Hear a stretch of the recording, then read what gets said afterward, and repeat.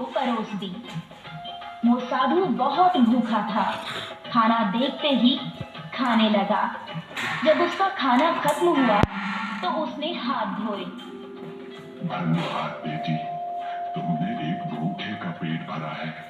भगवान तुम्हारा हमेशा भला करेंगे। मैं भगवान से तुम्हारे लिए प्रार्थना करूंगा।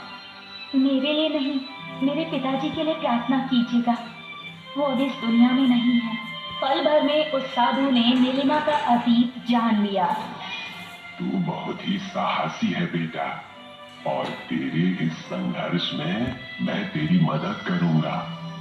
जिस मटके पे तूने ये रोटी बनाई है, आज से वो मटका जादुई बन जाएगा। जो भी उस मटके पर बनी रोटी खाएगा, वो अपने आप को दूसरी खाने से रोक नहीं पाएगा, और तू दिन दुगनी रात चौगुनी तरक्की करेगी। नीलिमा ने उस साधु का आशीर्वाद लिया और फिर वो साधु चला गया और नीलिमा ढाबा बंद करके अपने घर चली गई। अगली सुबह नीलिमा ने ढाबा खोला और रोज की तरह ग्राहक आ गए। एक ग्राहक ने मटका रोटी ऑर्डर की। एक और मटका रोटी। उसने दूसरी भी खा ली। एक और देना। अरे भाई, तू ये तीसरी मटका रोटी मंगवा रहा है? क्या करूं, इतनी स्वादिष्ट मटका रोटी मैंने अपनी जिंदगी में कभी नहीं खाई। तू भी चक्कर दे। फिर क्या था, जिसने भी मटका रोटी खाई सब बार बार ऑर्डर करने लगे। दिन भर मटके पर रोटियां बन रही थी। रात में जब नीलिमा ने पैसे गिने तो वो हैरान थी। एक ही दिन में उसकी कमाई 10 गुना बढ़ गई थी। आज का मुनाफा 15,000। वो खुशी खुशी घर गई और अपनी माँ को सब कुछ बताया। बेटा, पर ऐसा कैसे? माँ, ये सब साधु बाबा का आशीर्वाद है। उनके आशीर्वाद से वो मटका जादुई मटका बन गया है। अब जल्दी ही पापा का कर्ज चुकता हो जाएगा। भगवान का लाख लाख शुक्रिया। अब नीलिमा खुश थी। वो खुशी खुशी ढाबे पर काम कर रही थी। 1 महीने बाद किशोर नीलिमा के ढाबे पर आया।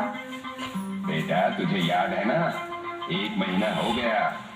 जी काका, याद है। नीलिमा ने गल्ला से 2 लाख रुपए निकाले और किशोर को दे दिए। ये रहे आपके पैसे।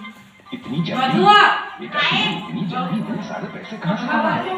भगवान की कृपा से। नीलिमा ने किशोर के कान में जादुई मटके का राज बताया।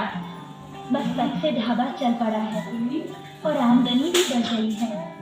अच्छी बात है, तू ऐसे ही तरक्की करती रह। मेरा आशीर्वाद हमेशा तेरे साथ रहेगा।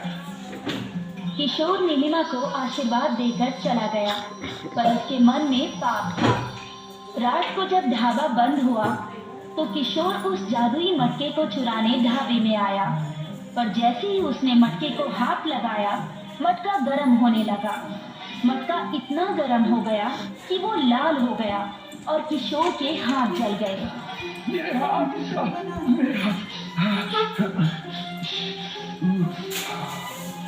किशोर को अपने लालच की सजा मिली।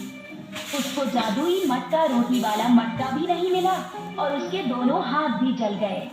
इसलिए कहते हैं कि लालच बुरी बला है।